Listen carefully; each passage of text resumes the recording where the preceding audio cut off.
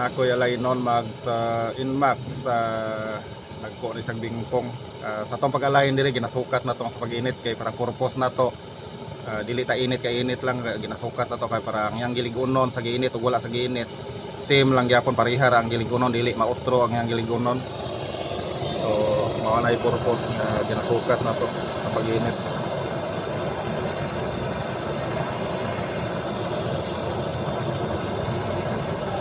So ginani na to sa pag alain para ang inyong mga magpabilin ang iyang giligunon nga ginit ug wala ginit parihar ang iyang giligunon dili siya utro. So ginasukat na to firme. So kulang pa siya sa pag-init.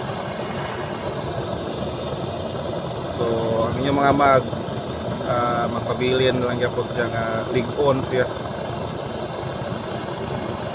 dili mautro. So ang inyong aluminum mags dili siya mapakay ang iyang mags kanang sa pag-align hamis lang gyapon siya dili siya damage. So ang pintura lang kay mulagom siya, so bahalag mulagom ang pintura naliram na pinturahan raman. At least ang inyong aluminum mag safety gyapon siya ang galigonon.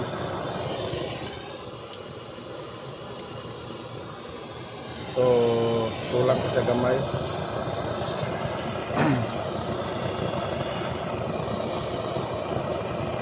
So sa inyong mga mags makasiguro mo nga safe lang yan po sa gamiton. Sa ato dili mataingon nga init lang ginasukat yun ato permente. Sa stock mag, so dili stock mag, sa lahi siya sukat sa mga lahi-lahi nga mga brand sa mag. Lahi-lahi siya og mga sukat. Okay. Thanks for watching.